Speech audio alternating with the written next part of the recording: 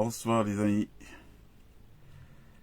Une fois que vous êtes avec nous, ce serait gentil de décliner votre... allez, de vous signaler quoi. Voilà, pour qu'on soit en interaction. On va aller très très vite. Aujourd'hui, allez, si on est 10, on y va. Hein, les autres suivront plus tard. Donc merci de signaler, de me mettre un petit message là pour que je sache avec qui je parle, là en interactivité. Bon, les autres plus tard, c'est pas important, puisque de toutes les façons, de toutes les façons, pour les autres, ils auront toujours. Allez, on va mettre une boostée là. Ah. Oh les amis, bonjour. Voilà. Faites signe, dites-moi qui est connecté. Et puis, dès qu'on est 10, on s'en va. L'important, c'est de pouvoir suivre par la suite. Pour ceux qui ne pourront pas être avec nous en direct. Hein, il y a qui avec nous là? Pouvez-vous signaler s'il vous plaît? Un petit coucou. Merci.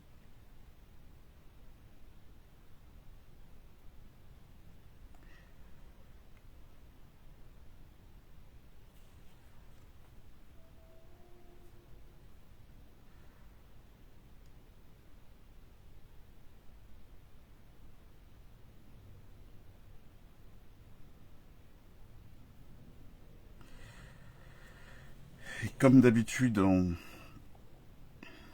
partira, on parlera le langage du cœur, parce qu'il me semble que c'est le langage le plus vrai. Hein. Souvent préparé, ces communications, veut dire qu'on est plus spontané.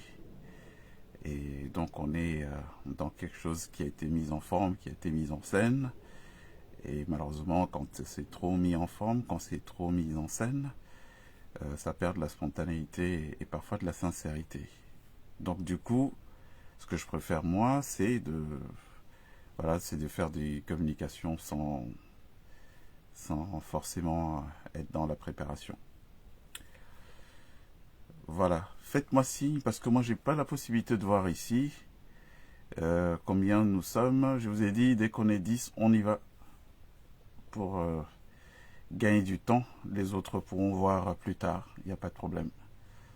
Donc faites-moi parce que moi je ne vois pas, je ne sais pas qui est connecté, qui n'est pas. J'ai pas la possibilité de le voir sur cette machine. D'accord? Vous m'entendez ou pas? Vous pouvez me dire si vous m'entendez ou pas?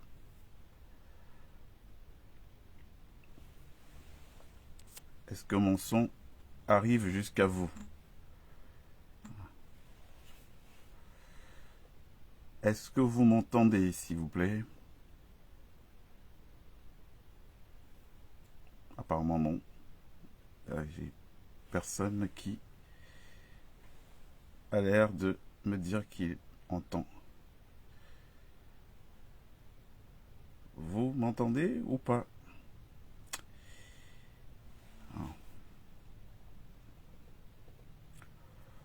Pouvez-vous me dire si le son est bon, s'il vous plaît? Pour qu'on y aille. Oui, bonjour Philippe. Merci d'être avec nous. Est-ce que vous m'entendez très bien, cher Philippe? Ah d'accord, son parfait. Céleste depuis Cergy. Vous pouvez me dire, Philippe, Céleste, ah le son il est bon, merci. Vous pouvez me dire, Philippe, Céleste, si nous sommes 10. Si on est 10, on y va, tout de suite, s'il vous plaît. Ah d'accord, on est déjà 10. Bonsoir les amis, merci d'être encore là aujourd'hui pour cette communication que je vous ai annoncée hier dans la précipitation. Je vous avais quand même prévenu il y a quelques semaines à rebours que la difficulté sera de pouvoir trouver du temps pour échanger avec les frères africains, particulièrement camerounais, sur la situation de notre continent aujourd'hui. Alors ce début de communication est parti d'une prise de conscience que je ne vais pas dire tardive, Le problème, c'est que moi, je fais un métier qui me met sous réserve. Hein. Je suis astreint au secret pour beaucoup de choses, parce que les clients lesquels on travaille, qui sont parfois des États, eh ben, c'est des clients qui tiennent à garder la discrétion sur les activités qui sont les leurs. Donc à ce titre, il s'est trouvé que pendant de nombreuses années, j'ai été une espèce de tombe. Quelqu'un qui était au fait de beaucoup de choses, bon, mais qui ne pouvait pas toujours les exprimer, quoi. Comprenez-moi, chaque métier a ses contraintes. C'est le mien, celui de consultant en intelligence stratégique, au-delà du métier de journaliste, qui est ma vocation première et qui est mon métier de cœur. Voilà. Donc il y a quelques semaines, j'ai décidé de commencer à échanger avec vous. C'est parti d'une prise de conscience, celle d'une expérience personnelle que j'ai vécue au Cameroun, qui m'a montré le niveau de pourrissement dans lequel notre pays était arrivé. C'est-à-dire qu'aujourd'hui, allez, on savait qu'il n'y avait pas une bonne gouvernance, on savait l'incompétence de la quasi-totalité de ceux qui sont dans l'action publique, mais la mafia, le côté mafieux, je l'ai découvert. J'ai découvert qu'en réalité aujourd'hui, nous courons un grave risque. C'est qu'après ce système incompétent, sataniste, qui a pris les rênes de notre pays depuis de nombreuses années aujourd'hui, eh bien qu'on tombe sur une dictature plus féroce encore. Oui, parce que il y a beaucoup de vos concitoyens qui meurent, hein, tous les jours au Cameroun. Toutes ces morts ne sont pas des morts naturelles. Même si le travail est bien fait, c'est déguisé, de telle sorte qu'on ne voit pas les parents, qu'on ne voit pas la main qui ordonne, le bras séculier qui agit de manière sournoise. Force est de dire et de constater aujourd'hui que, effectivement, il y a un mode opératoire dans notre pays qui consiste à supprimer la vie à tous ceux qui ne sont pas d'accord, à tous ceux qui ne sont pas alignés. Alors, il y a 3 semaines, non, pas 3 semaines, en février dernier, quand je commençais mes communications, je vous avais évoqué cette histoire de coup de force sur lequel je suis tombé de manière complètement fortuite, qui était en préparation dans notre pays. L'idée étant, pour un petit groupuscule de gens qui se sont organisés en intelligence, de mettre la main sur le pouvoir après Paul Biya, bon, pour pérenniser le système et peut-être pour le rendre encore plus dur, parce que ces vieux-là que nous montrons du doigt aujourd'hui, contre lesquels on n'est jamais assez dur, plus le temps passe, plus j'ai la conviction qu'on risquera les regretter. Parce que la nouvelle génération qui est arrivée dans les affaires de pouvoir n'a pas compris qu'un grand pouvoir correspond à grande responsabilité. Et que le pouvoir, on ne s'en sert pas toujours pour écraser les plus faibles, mais on peut aussi s'en servir de manière vertueuse, pour construire le progrès, notamment dans la société, et pour se mettre au service des plus faibles, notamment. Donc cette nouvelle génération-là, avec des gens comme Ferdinand Ngongor, donc le secrétaire général de la présidence de la République du Cameroun, sont des gens qui ont transformé notre pays en Far West. Il faut savoir très très clairement que des gens sont exécutés au Cameroun, hein, tous les jours là, maintenant. Je lis même que ce soit dans la presse classique, que ce soit dans les réseaux sociaux, des enlèvements perpétrés par des forces de sécurité. Hein. On parle beaucoup de la gendarmerie. Effectivement, la gendarmerie camerounaise d'aujourd'hui, elle n'a pas toujours été comme ça. C'est pas la gendarmerie d'Amadou Ali, c'est même pas la gendarmerie de Bokam. Il y a aujourd'hui clairement une volonté de privatiser ce service pour des fins mafieuses, quoi, à des fins privées, quoi. Et donc cette gendarmerie est impliquée dans pas mal d'affaires au Cameroun aujourd'hui. On enlève des gens, on tue des gens, hein, opérations sournoises qu'on ne peut pas forcément accoler à quelqu'un, mais qui sont réellement des opérations qui ont lieu dans notre pays tous les jours. Donc ma voix ne pouvait pas rester sans rien dire, parce qu'il y a une responsabilité historique à laquelle nous sommes confrontés. Hein. Plus tard, les générations d'après diront, Cameroun, années 80, 90, 2000, il y a eu ce marasme dans le pays. Il y avait nos parents qui étaient là. Qu'est-ce qu'ils ont fait? Bon, franchement, je ne veux pas être dans la liste des gens qu'on dira que c'était des collabos. c'est des gens qui sont restés les bras croisés. Je préfère être dans la liste de ceux qu'on va dire que bon, ils se sont battus comme ils pouvaient. Peut-être que les gens d'en face étaient plus forts. Ils sont parvenus à bout d'eux. Mais je veux pas être dans la liste des gens qu'on dira que ouais, ils étaient là. Ils ont collaboré, à la limite, voilà, ils se sont avoués faibles, vaincus, et puis ils ont laissé faire. Donc, quand j'ai indexé la personne de Ferdinand Ngongor, il y a plusieurs semaines, à rebours aujourd'hui, je vous ai dit un peu, c'était quoi la genèse de ma connaissance du personnage. La genèse, c'est que je l'ai vu commencer. Hein. Il est arrivé dans les valises de Belinga et Boutou, au palais présidentiel, c'était au cabinet civil à l'époque, je parle des années 96.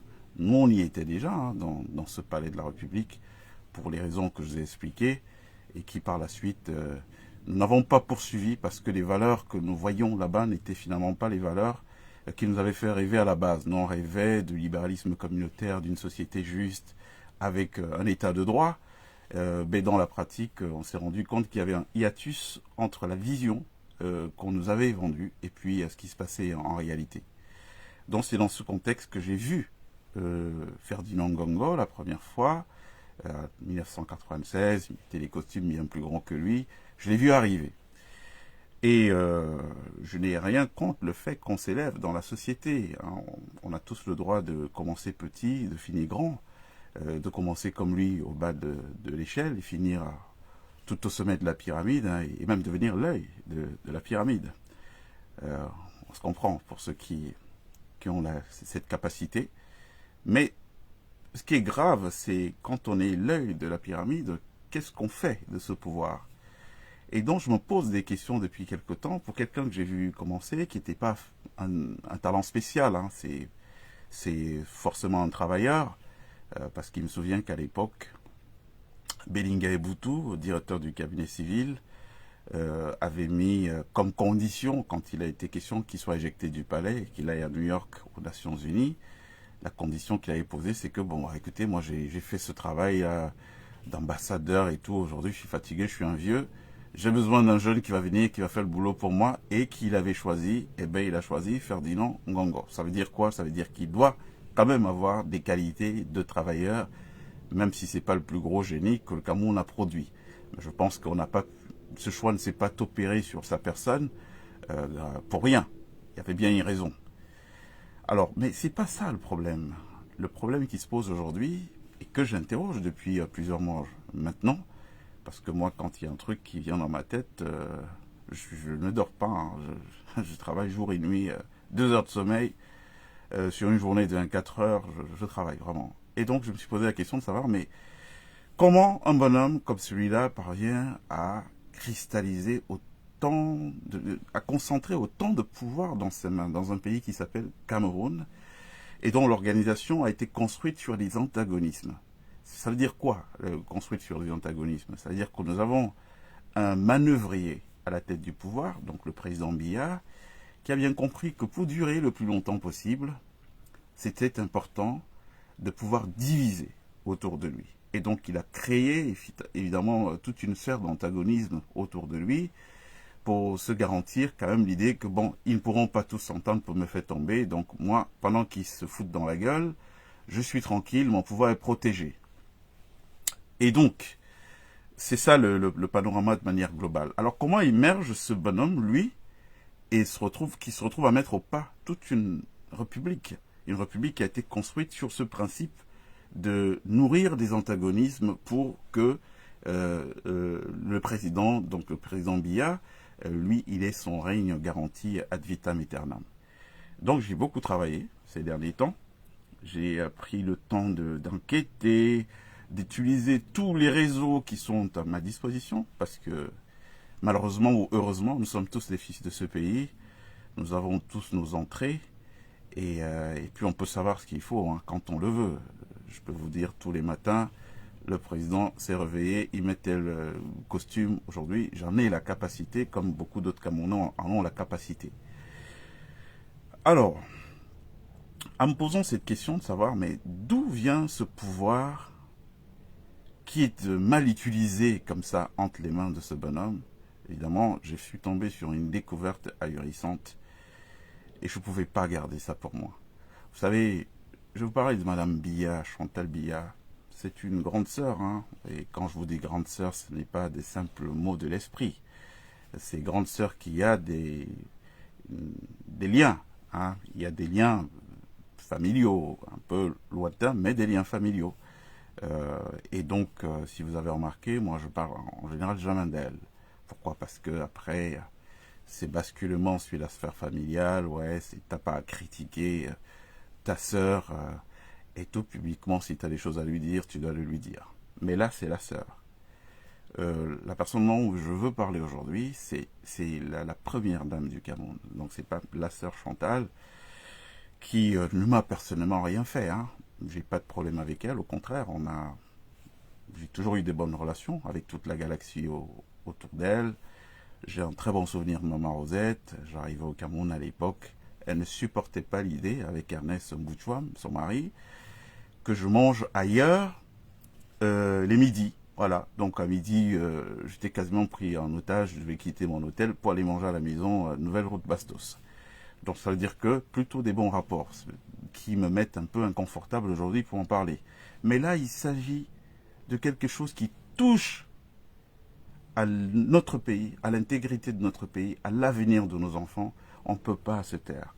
Même si c'est notre sœur, même si c'était ma femme, même si c'était je ne sais pas qui, avec qui je suis à un degré d'affinité très poussé, je serai obligé quand même de le dire.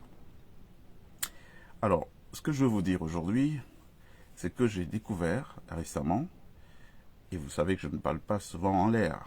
Moi, je ne suis pas dans les camps, hein, voilà, parce que je considère que aucun des camps en présence dans le fameux conflit de succession qui est au Cameroun aujourd'hui, aucun des camps n'est de nature, moi, à faire de moi de leurs affidés.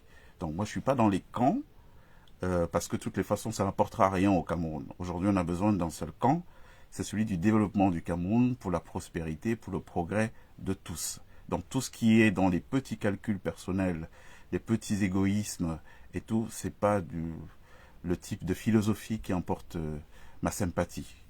Donc moi je suis pas dans les camps. Et donc quand je vous parle là, je parle vraiment pour le Cameroun. Ceux qui veulent qu'ils écoutent ça une bonne fois. Les petites réflexions, comme je les lis souvent, même si certaines sont rémunérées, du type oui, pourquoi il fait aujourd'hui, pourquoi, c'est quoi le calcul? Il n'y a pas de calcul. Il n'y a pas de calcul, les gars. Je vous dis vraiment les choses de manière très sincère, comme elles sont en réalité. Donc j'ai découvert récemment que M. Ferdinand Ngongo, que je soupçonnais déjà, et je vous avais dit à l'époque, que je pourrais avoir une tendance à l'indulgence vis-à-vis de ce personnage, parce que je sais quelles sont les réalités du pouvoir. Je sais que derrière ces gens que vous voyez, qui roulent carrosse, qui transfèrent la pression aux subalternes, à leurs collaborateurs, c'est parfois des gens qui sont martyrisés.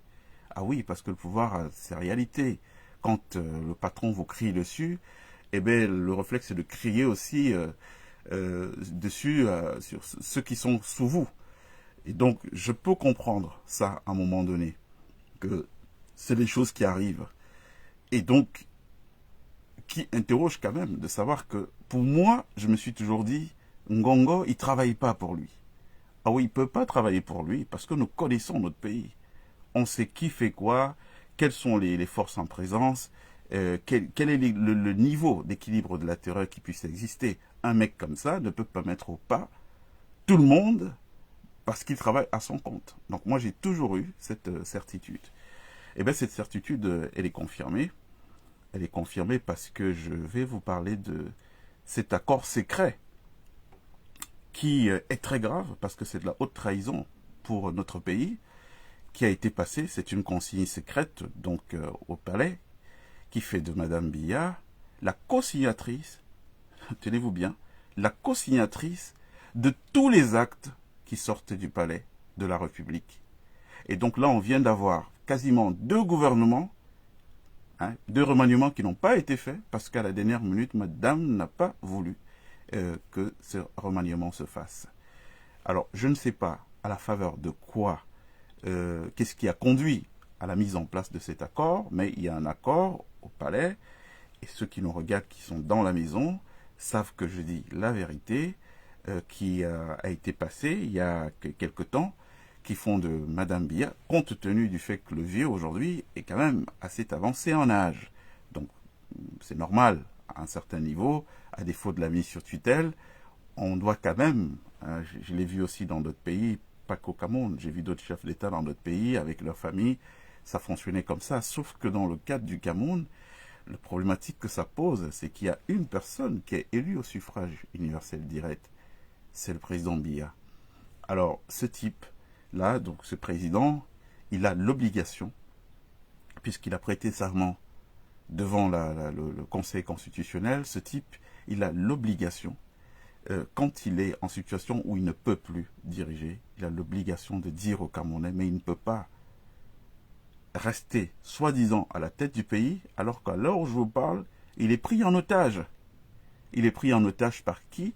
Il est pris en otage par une bande de barbouzes qui aujourd'hui ont pris le contrôle du palais. Donc on a un président, à l'heure où je vous parle, qui est otage. Donc ils vont peut-être faire quoi? Ils vont peut-être vous faire de la poudre dans les yeux, hein, pour le perlimpinpin, ou peut-être qu'on va le sortir demain, histoire de vous montrer que non, ça marche, comme ça s'est passé au bac récemment. Mais la vérité que je vous dis, c'est celle-là. Nous avons un chef d'État aujourd'hui qui est pris en otage par une caste de gens. Vous avez entendu parler du coup d'État scientifique, eh bien on y est. On est en plein dans le coup d'État scientifique. Donc il est pris en otage, géolocalisé. Donc tout ce qu'il fait, tout ce que notre président fait aujourd'hui est surveillé, est remonté à des officines qui ont pour projet de prendre le contrôle du Cameroun. Ces officines, c'est celles dont je vous parle depuis plusieurs semaines au jour d'aujourd'hui. Depuis plusieurs semaines aujourd'hui, où je vous disais qu'il y a quelque chose, il y a un coup qui est en préparation. Là, nous sommes sur des certitudes, il y a des informations très précises. Donc, ils ont placé le président sur surveillance très étroite. Tout le pourtour présidentiel à A3, puisque le président a même des difficultés d'aller au bureau aujourd'hui. Là, on lui a aménagé un bureau à la maison chez lui. Donc, tout le pourtour de sa résidence, c'est des maîtres d'hôtel en réalité qui sont des espions. Ils sont là pour signaler tout ce que le président fait, donc à Madame et à Ferdinand Ngongo, parce qu'en fait, il faut que vous compreniez très bien, dans ce deal-là, le deal qui a été mis en place, c'est que Madame doit contresigner tous les actes, je ne sais pas si vous vous rendez compte, présidentiels, tout ce qui sort de la présidence, qui engage l'image de notre pays, l'image du Cameroun, doit être contresigné par Madame. Et donc, qu'est-ce qui se passe?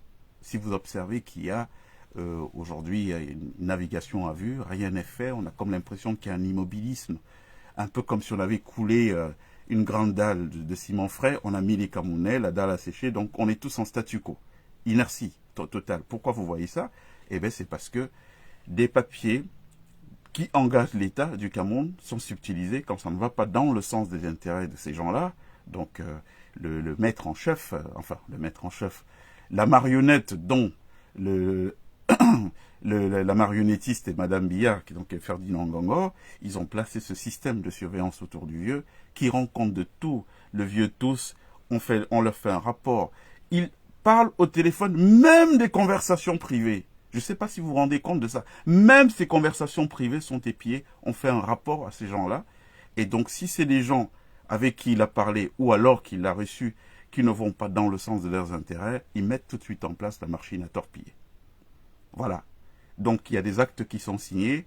Si ces actes ne vont pas dans le sens du projet qui est le leur, donc qui est de la prise du pouvoir par la force, là, c'est-à-dire qu'ils attendent juste que le vieux ferme les yeux, et puis vous allez voir un scénario se mettre en place. Donc, dès qu'il y a un acte que le vieux a signé, qui doit sortir, tous ces espions qui ont été placés autour de lui, en dehors de la surveillance électronique dont je vous parle, la géolocalisation du vieux, hein, ils tous, on sait, il fait ça, on sait, il fait. Alors, en dehors de ça, tout ce qui sort du palais, dès qu'il y a quelque chose qui va sortir, on les prévient et tout, et les papiers sont subtilisés et tout. Il en est de beaucoup d'actes, comme les 2 remaniements qui ont échoué à la dernière minute ces derniers temps du fait donc de cette organisation. Donc on parlait de la pieuvre, on voyait Ferdinand Ngongo, mais moi je suis pas naïf, hein. J'ai toujours su que c'était pas un mec qui bossait pour lui, hein. J'ai toujours su que il y avait certainement au-dessus de lui. Peut-être que c'est pas elle la bosse, peut-être on est juste en train de manipuler tout ce petit beau monde, on ne sait pas finalement même qui héritera de ce pouvoir. Parce que ces gens peuvent jouer à ce jeu-là pour qu'à la fin, ils se trouvent être eux-mêmes avoir été manipulés, pour qu'ils soient butés à la fin et puis qu'on nous mette quelqu'un, qu'on nous sorte quelqu'un sur le chapeau, dont on ne saura pas pour quelle mission, pourquoi il est là, pour quels intérêts. Donc, cette information, je ne pouvais pas la garder. Aujourd'hui, au palais de la République du Cameroun, il existe un accord secret qui n'est pas officiel, et qui veut qu'il n'y a pas d'acte que le président signe qui sorte du palais s'il n'est pas contresigné de madame, il n'est pas valable, donc il ne sort pas. Et il y a tout notre président aujourd'hui, il est pris en otage, donc le pauvre, il va falloir peut-être que les Camerounais, qu'on se bouge là, parce que je ne sais pas jusqu'à quand on va rester amorphe, parce que soi-disant, on veut voir des enfants grandir. J'ai connu en France un général, il était chef d'état-major de l'armée française, général de Villiers, et ce type, il a subi en 5 ans 5 coupes budgétaires. Il n'a rien dit. C'est-à-dire qu'on venait lui dire, bon voilà, là maintenant on va baisser le budget de l'armée. Bon, une fois il a laissé, une deuxième fois il a laissé, 5 fois en 5 ans. Il a subi des coupes budgétaires dans l'armée. Et finalement un jour on lui a dit, bon on va t'enlever des régiments. Et on lui a enlevé ses régiments. À la fin, qu'est-ce qui s'est passé? Ben, il a démissionné. Nous avons quelque chose qui se passe dans notre pays aujourd'hui. Je vous parlais ici de la DGRE qui est désormais sur contrôle de la pieuvre. Ce n'était pas des simples paroles en l'air. Je vous ai dit que Eco, qui est prisonnier aujourd'hui dans le cas de l'affaire Martinez, c'est quelqu'un qui est victime. C'est pas mon ami, hein. Je ne le connais pas, je ne l'ai jamais rencontré. Je ne pense même pas que j'aurais de la sympathie pour des gens comme lui qui ont participé à faire tuer des Camerounais. Le cas de Guérandi Ibarra et puis de beaucoup d'autres. C'est dans ce service, même s'il n'est pas mêlé à cette affaire, c'est dans ce service quand même que c'est par les gens de son service que Martinez Ogo a été tué. Donc vous imaginez que je ne vais pas avoir de la sympathie pour des gens comme ça. Mais je l'ai dit la dernière fois, si nous voulons construire un pays qui soit meilleur pour les générations futures, il est important que nous apprenions la justice. Parce qu'une injustice, où qu'elle se produise, est une menace pour la justice partout ailleurs. Donc si on laisse que, bon, parce qu'on n'aime pas quelqu'un, et qu'on voit qu'il soit victime d'une injustice, qu'on ne dise rien, eh bien, qu'est-ce qu'il faut s'attendre? Ben, il faut s'attendre à une généralisation des faits. Donc aujourd'hui, la DGRE, donc les services secrets camerounais, sont sous contrôle de la pieuvre. Ferdinand Ngongo, il y a placé son ancien conseiller technique, donc qui est à la tête de ce service, il y a placé un des membres imminents, là, ça c'est la branche armée, les tueurs, le colonel Mesma Ilundu, qui est un ancien du CED, c'est lui le numéro 2 de cette boîte-là aujourd'hui. Vous savez c'est quoi leur rôle là-bas? Ils ont placé tous les membres du gouvernement sur écoute. Ce que je vous dis là, c'est très vrai. D'ordinaire, on le sait, dans tous les pays du monde, les gens qui sont appelés à jouer un rôle public de premier plan, en général, ils sont souvent écoutés. Mais cette fois-ci, ça va trop loin. C'est-à-dire que même ce qu'ils ont comme téléphone privé, caché, qu'on ne sait pas, ils sont tous sur écoute. Et tous les jours, on fait ce qu'on appelle un reporting journalier. Donc, tel ministre a dit telle chose, il a parlé avec telle personne, il a parlé avec telle personne, pour vous montrer un peu le niveau, l'ampleur de l'affaire, de l'affaire dont je suis en train de vous parler. Et tout ça, c'est au service de quoi? C'est au service d'un Cameroun meilleur? C'est pour qu'on aille vers l'autonomie énergétique? Est-ce que c'est pour qu'on construise des infrastructures prioritaires? Est-ce que c'est pour que toutes les jeunes femmes camerounaises qui élèvent des enfants seuls bénéficient d'une assistance? Non. C'est pour que ce petit groupuscule de gens prennent le pouvoir. Alors, ils n'ont pas totalement le pouvoir aujourd'hui. Vous voyez ce qu'ils font comme massacre?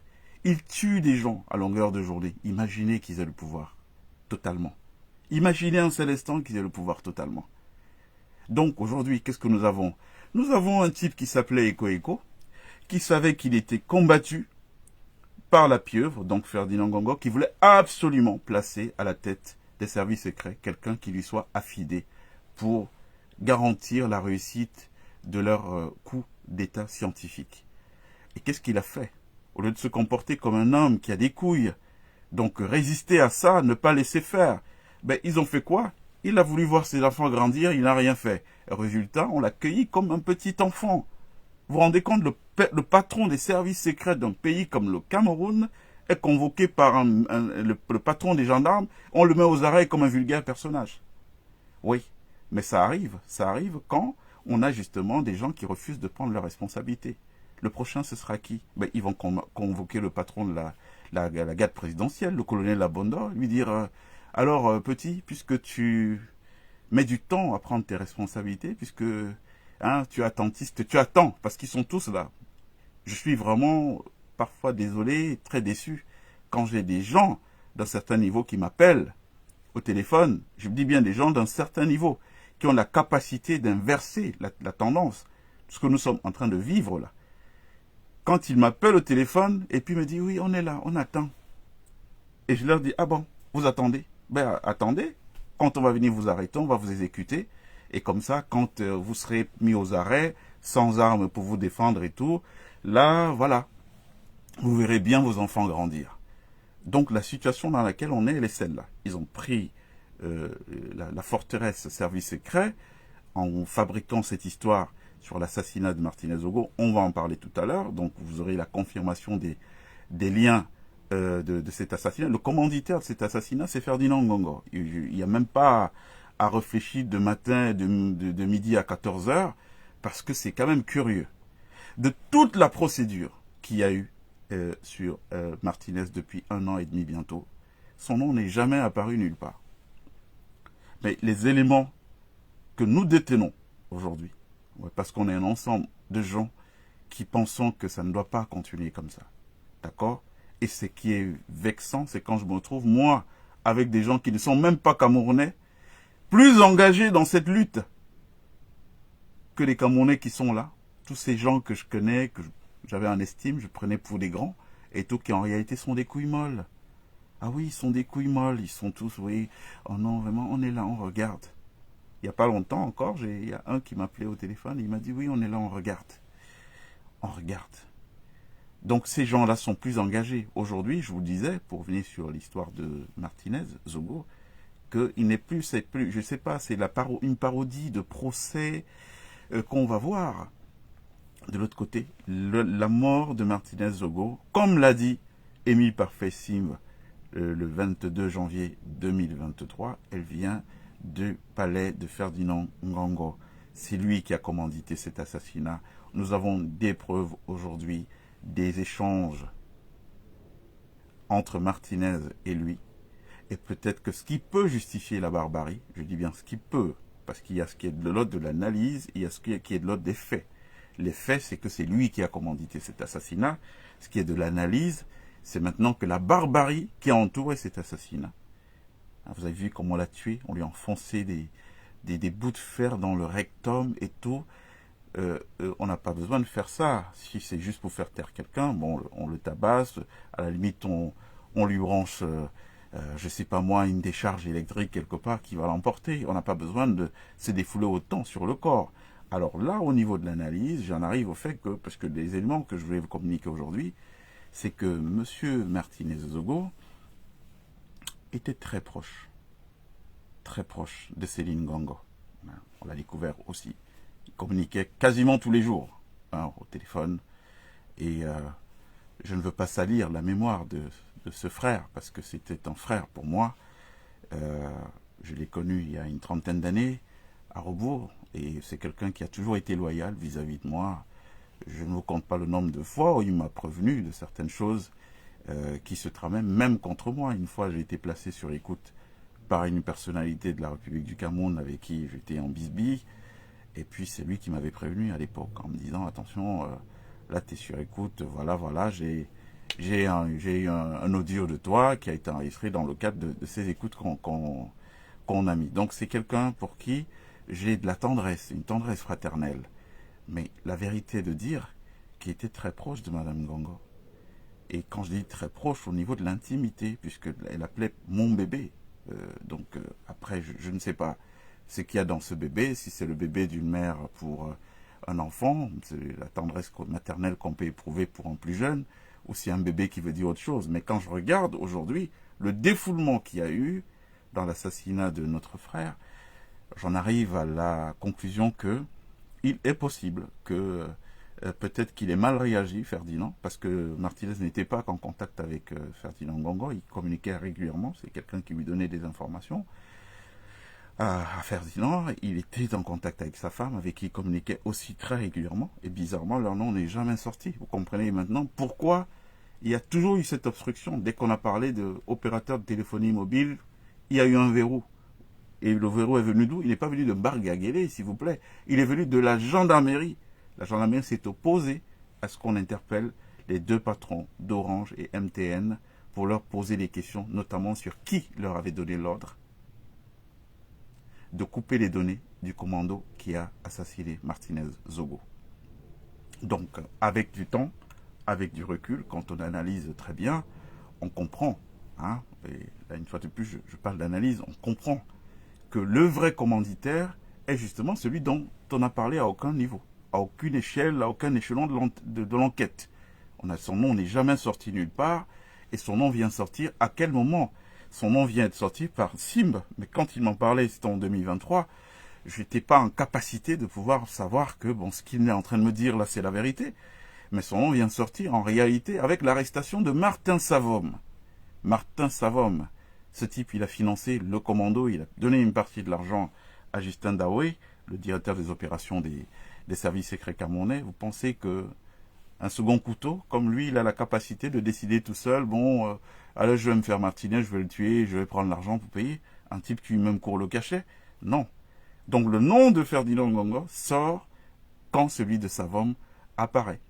Donc aujourd'hui, je vous dis, ce sont des faits, je vous parle des faits, ils sont prouvables, hein, tout ce que je vous dis là, c'est détenu pas que par moi. Je vous ai dit que les Camerounais, je m'en méfie énormément, ça je peux vous le dire en toute honnêteté, on est des frères, on doit se parler le langage de la vérité, je m'en méfie, et donc je préfère faire mes trucs avec des étrangers qui croient en l'Afrique et qui pensent que le Cameroun est un grand pays, c'est le pilier de croissance et de profitabilité de la zone CEMAC, ils ne méritent pas ce destin que nous avons aujourd'hui. Donc, une certitude, le commanditaire de la mort de Martinez Zogo, c'est Ferdinand Ngongo. Je vous parle avec des éléments de communication qu'il y a eu entre ces deux personnes, donc entre Martinez et lui, entre Martin Savom et Ferdinand Ngongo, entre Martinez et la femme de Ferdinand Ngongo, dont on peut soupçonner qu'il y avait quelque chose de très intime entre eux, qui peut peut-être justifier la barbarie, parce que je me suis posé la question, mais si c'est pour tuer, voyez Martinez, il n'était pas de constitution physique très solide, il n'y avait pas besoin de faire venir 6 commandos pour en finir avec lui. Pourquoi toute cette haine, toute cette rage et tout? Ça peut se trouver que c'est la rage peut-être d'un homme qui a découvert que son bon petit, hein, avec qui il entretenait des bons rapports et tout, voilà, et il entre très bien par le salon et aussi par la cuisine. Ça, c'est une possibilité. Et tout à explorer aujourd'hui. Le rôle de Martin Savom dans cette affaire, au-delà du fait que, comme je vous disais, il faut bien qu'il y ait quelqu'un qui soit l'opérationnel, voilà, qui soit l'opérationnel. Moi, je pense que, quand je dis je pense que je suppute, Savom, vous savez, il est spécialiste de l'aspect ritualiste, là, le côté sataniste, parce que quand il tue les gens comme ça, il ne se contente pas de tuer, il y a des prélèvements d'organes pour d'autres travaux, des travaux spirituels, ceux qui sont dans l'ésotérisme d'un certain niveau comprendront de quoi je parlais, parce qu'aujourd'hui, il apparaît de manière très claire qu'il y a eu 2 commandos, et au moins il y avait un troisième. Le troisième, c'est celui qui devait faire tout l'aspect rituel sataniste, donc qui, à mon sens, devait être mené par Martin Savom. C'est pour ça qu'il a été, il s'est dépêché de rentrer, parce que ne jouant pas un rôle direct, étant donné que les 2 commandos, il y en a un qui a bastonné l'autre, il y a le deuxième qui est venu pour l'achever, et puis il y avait un troisième qui devait certainement prélever certaines parties du corps pour des travaux mystiques et tout, et ce commando-là, ça devait être Martin Savom, parce qu'il est coutumier du fait, il y a d'autres affaires qui le concernent et qui le rattachent. C'est un homme de main, Martin Savom. C'est pas un mec qui a la capacité de décider de faire ça. Donc, voilà. On allait de coq à l'âne, mais je crois que l'information a été bien l'information a été bien saisie par les uns et les autres. Bon, maintenant vous devez savoir une chose. C'est important aussi de l'intégrer une bonne fois pour toutes dans la tête. Cette histoire de coup d'état scientifique, vous savez, moi c'est la première fois que j'en parle. Mais je peux pas vous mentir que je n'étais pas au courant de certaines choses. J'ai entendu beaucoup de choses auparavant, mais allez, je vous ai dit devoir de réserve par rapport au travail que je fais de consultant. Donc, le coup d'état scientifique dont vous entendez parler, c'est quelque chose qui est une grosse organisation. Ces gars ont payé à coût de millions de francs. Ils payent, parce que quand ils ont payé, on est passé composé, ils payent à coût de millions de francs. Une pléthore de Camerounais, quand je vous dis que je m'en méfie, une pléthore de Camerounais que vous voyez sur la toile, qui font des directs avec 500 000 vues, 1 million de personnes qui les regardent et tout, sont payés, s'il vous plaît, pour désorienter l'opinion, pour envoyer l'opinion vers tout ce qui est fausse piste, pour envoyer l'opinion vers des sujets de distraction. Parce que pendant que les gens sont en train de se distraire, eh bien, qu'est-ce qui se passe? Eh bien, la prise en main du pays est en train de se faire, tranquillement, aux yeux, à la barbe de tout le monde. Et quand on voit les méthodes de ces gens, ils ont quand même fait tomber tout un patron des services secrets d'un pays. C'est une affaire complètement fabriquée qu'on lui a collé sur le dos. Allez, tiens, on cherche à te buter depuis, on n'avait pas le moyen d'occasion, maintenant, c'est bon là, ça tombe là. On a fabriqué un meurtre, ils commettent un meurtre, mais ils ont tellement bien pensé le truc que bon, on va mettre ça sur lui, il va être dégagé par le vieux. C'était notre rêve depuis longtemps, et maintenant qu'il est dégagé par le vieux, ben, qu'est-ce qu'on fait? On place nos gens là-dedans. Aujourd'hui, nos services secrets, vous devez le savoir, c'est la mafia. En tout cas, dans l'état actuel, vous avez quand même entendu qu'il y a des gens qui ont touché 15 000, 20 000 francs CFA. 15 000, 20 000 francs CFA pour fournir des fichiers de localisation téléphonique de Martinez. Donc il y a des gens qui ont participé à ce qu'on tue un individu pour 15 000, 20 000 francs CFA. Alors 15 000, ça fait quoi en euros? Ça fait à peu près... Alors 10 000, ça fait 15 euros. 20 000, ça doit être dans les 23 euros, quelque chose comme ça. Donc il y a des gens qui ont touché 23 euros pour donner des informations qui ont contribué à tuer un être humain. Donc vous voyez là le niveau, quand je vous parlais dernièrement de dissoudre cette histoire-là, ben, je ne vous parlais pas juste avec des paroles en l'air, c'est que nous savons le niveau de pourriture. Et aujourd'hui, dire que ces services sont contrôlés par qui? Par la pieuvre. Donc ils ont réussi à dégager la seule personne qui pouvait les gêner et à placer les leurs là, parce qu'aujourd'hui, la DGAE, elle est contrôlée par Ferdinand Ngongo. Je vous ai dit, c'est quoi son rôle? Écoute systématique de toutes les personnalités sensibles du pays, et puis on le fait en compte rendu tous les jours. Donc vous, là, vous, ces ministres et tout, directeurs généraux qui est à l'époque scientifique, je vous dis ce qui se passe au jour d'aujourd'hui. Deux gouvernements n'ont pas pu sortir. Pourquoi? Parce que maman s'est opposée, hein, et maman aujourd'hui a une signature. Rien ne sort du palais si elle ne pose pas sa signature, d'où le désordre que vous pouvez observer aujourd'hui, où vous avez la parole gouvernementale qui est engagée sur certaines actions, et puis du jour au lendemain, vous apprenez qu'il y a un volte-face, il y a plutôt autre chose qui se fait, parce que bon voilà, il y a eu un veto de maman, qui d'ailleurs reste très peu aujourd'hui même au palais, hein. Elle passe son temps au palais, dans sa résidence du Golfe, et tout, hein. Le vieux il est quasiment entre guillemets isolé, mais pas isolé, puisque je vous ai dit que tout est sous contrôle. Il ne bouge plus là. Notre président aujourd'hui est pris en otage. On ne va pas vous le dire, mais ça c'est la vérité. Donc, tous ceux qui veulent, je parle là maintenant des sécurocrates de notre pays, qui sont là, qui observent, et chacun attend que l'autre agisse. Hein, on a un chef d'état-major de l'armée camerounaise qui s'appelle René-Claude Meka, qui est là. Est-ce qu'il n'est pas au courant de ça? S'il n'est pas au courant, bon, il est informé là. Hein, on a un commandant de la garde présidentielle. Qu'est-ce qu'il attend, lui? Il attend d'être mis aux arrêts pour savoir ce qu'il a à faire.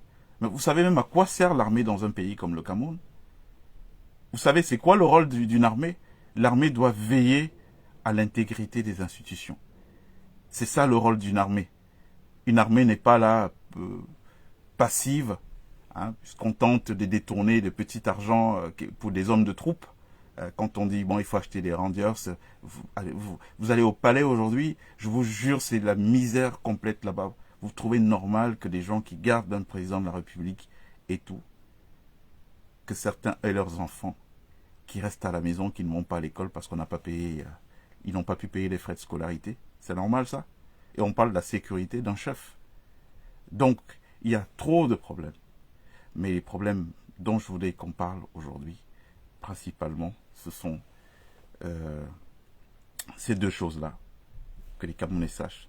Vous savez, vous êtes nombreux à m'envoyer des messages, je trouve ça très sympathique, c'est émouvant, me demandant de faire attention à moi, de prendre soin de moi, parce que vous avez... Non, mais je peux tout de suite un peu dissiper cet élan compassionnel pour vous dire que c'est pas moi. Vous savez, ce pourquoi nous nous battons au-dessus de nos petites vies. Vous comprenez, ce serait un honneur. Moi j'ai mes grands-parents qui sont morts dans le maquis parce qu'ils défendaient l'autonomie du Cameroun. À l'époque, ils avaient la possibilité de faire des deals. Combien de fois on les a appelés pour leur dire, bah oui, mais allez, venez vous asseoir avec nous, on va vous faire manger. Et puis, voilà. On leur a proposé le même deal qu'on a proposé à ceux qui sont là aujourd'hui, qui nous ont conduits dans la situation où on est. Mais ils n'ont pas voulu. Hein. Donc moi, j'ai le sang des miens qui a coulé pour restaurer, pour donner au Cameroun l'indépendance que nous avons aujourd'hui. Vous imaginez, mes ancêtres, ils sont dans leur tombe. Ils vont me voir, moi, être collaborateur, collaborer dans des conneries comme celles qui sont en train de se passer. Non. Non. Et je ne dois pas, quand il faut faire ce qu'il y a à faire, et ça, je le demande à tous les Camerounais qui vont être en contact avec cette communication, ce message, quand il y a à faire ce qu'il y a à faire, il ne faut pas vous poser des questions sur qu'est-ce qui va se passer, est-ce que je vais mourir, on s'en fout de ça. De toutes les façons, la finalité d'une vie, c'est la mort. Il faut changer le rapport à la vie que nous avons, nous, peuple bantou, là, peuple de forêt. Hein, parce que tout le monde est habité par l'idée que non, je veux vivre. Non, moi, tous. D'accord?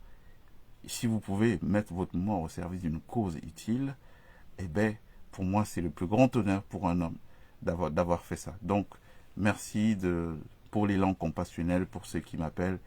Mais n'alimentez pas des égrégores qui n'ont pas lieu d'être. Oui, il ne faut pas alimenter des égrégores qui n'ont pas lieu d'être. Moi, je ne suis pas un type qui est là, qui attend que les gens vont venir me tuer. Comme j'ai pris l'habitude de le dire, je suis un type qui est prêt à affronter l'adversité, le danger, à me défendre avec la dernière énergie, comme nos parents l'ont fait au temps du maquis. Vous vous rendez compte? C'est des gens qui avaient quoi? Ils avaient des lance-pierres, ils avaient du matériel rudimentaire, ils combattaient contre des gens qui avaient des armes, qui savaient faire parler la poudre et tout, qui avaient des armes automatiques. Ils ont lutté contre eux, mais il fallait quoi? Il fallait des convictions. Il fallait des convictions. Voilà ce qui manque le plus aujourd'hui au nôtre.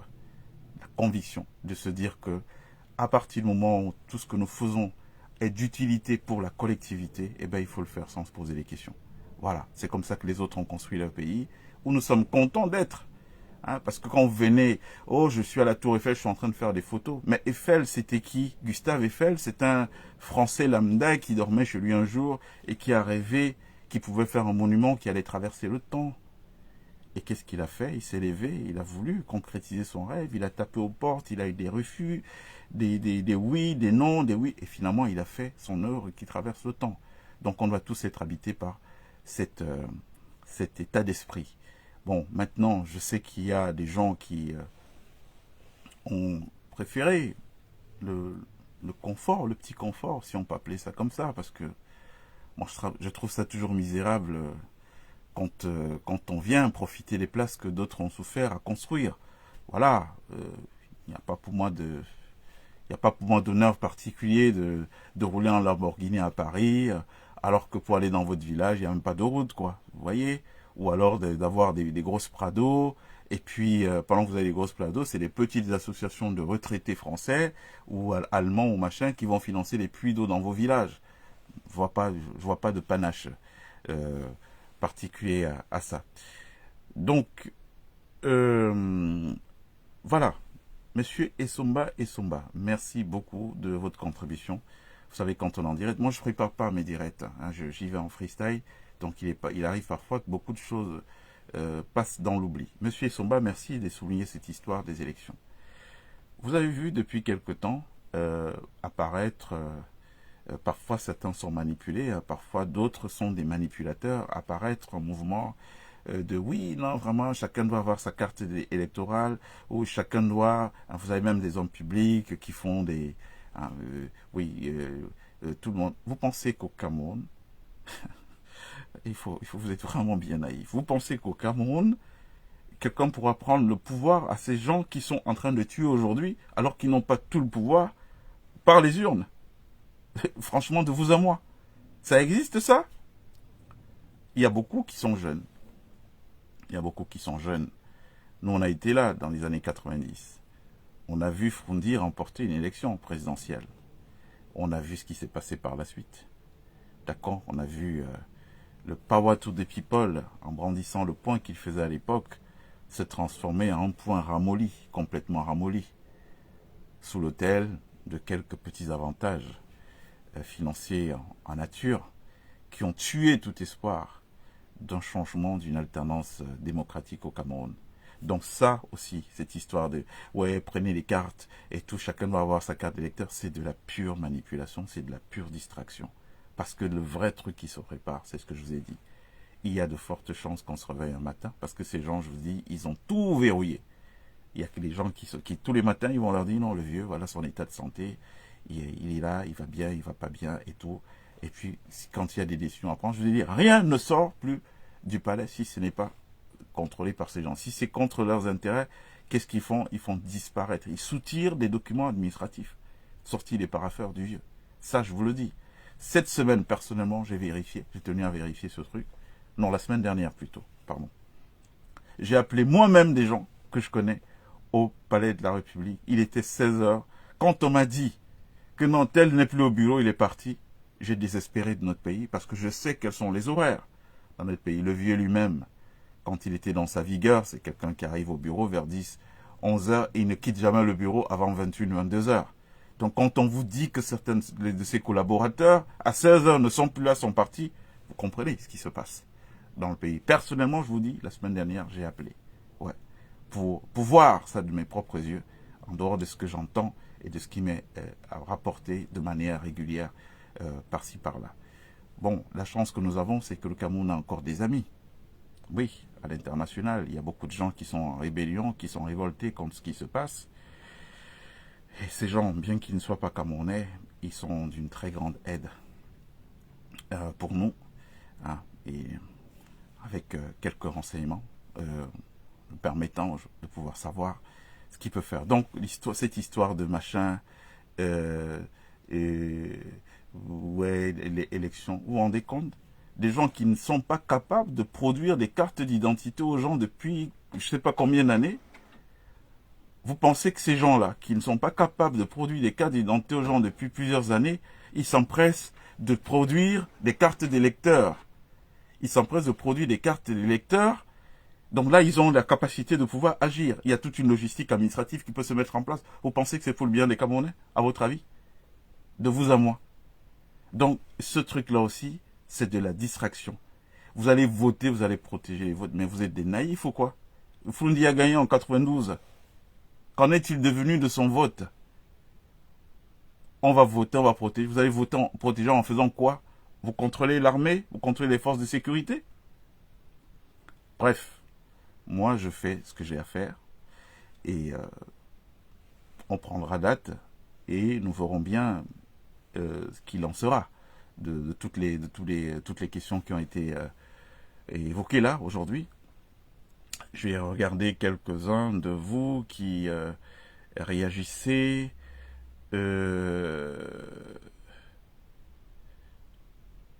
Alors, le son est bon. Voilà. Donc moi, ma vision, c'est que, comme je vous ai dit, vous faites pas chier. C'est encore une autre manipulation. Ce que je vous dis, c'est que on est dans un scénario à Ali Bongo out. C'est ça qui est en train de se tramer sous nos yeux. Mais en plus féroce. Parce qu'au moins, Oligui, c'était qui? au regard de ce que nous sommes en train de voir se passer au Gabon. C'était un patriote qui avait de belles intentions, de belles idées pour son pays et qui a pensé que bon, ça en était trop du marasme, il fallait passer à autre chose. Donc ils ont pris leur responsabilité, ils ont fait ce qu'ils avaient à faire. Mais dans notre cas, je vous parle des tueurs.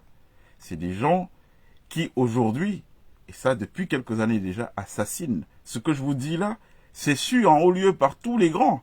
Je vous ai expliqué quand il a été question de moi, même si j'aime pas revenir sur mon cas personnel. C'est quoi mon cas personnel?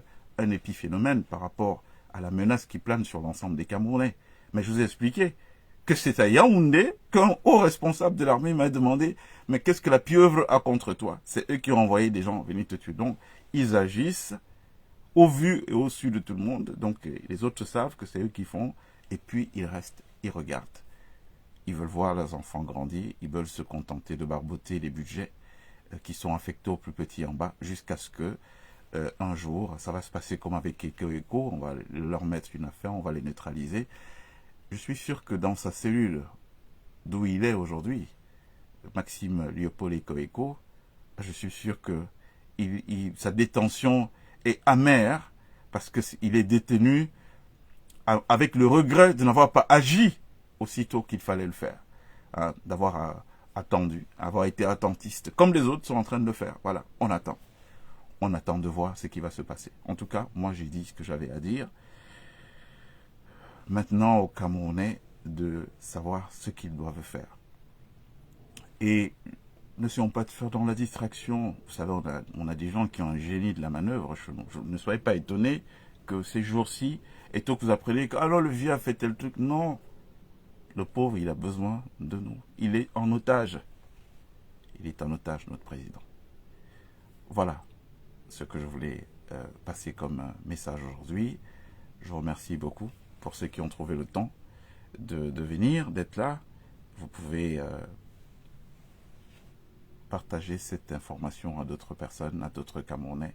Et de toute façon, sachez à quoi vous en tenir. Nous sommes en plein coup d'État là. Notre président aujourd'hui est neutralisé, géolocalisé, surveillé par des services qui rendent compte tout son entourage immédiat. C'est infiltré maîtres d'hôtel qui sont des espions, qui sont là pour dire ah, il vient de parler au téléphone avec telle personne. Voilà ce qu'il a dit à la personne. Ah, il vient de tousser. Oh, il ne va pas bien ce matin, il s'est levé, il a la gorge enrouée. C'est ça le panorama de notre pays aujourd'hui. Donc voilà, c'est ce que j'avais à vous dire. Je vous remercie beaucoup d'avoir pris le temps d'écouter cette communication et reparlons-nous très bientôt dès qu'on le pourra. Ok? En attendant, qu'est-ce qu'on dit? Mais on dit qu'il va faire au Cameroun, il va faire beau au Cameroun.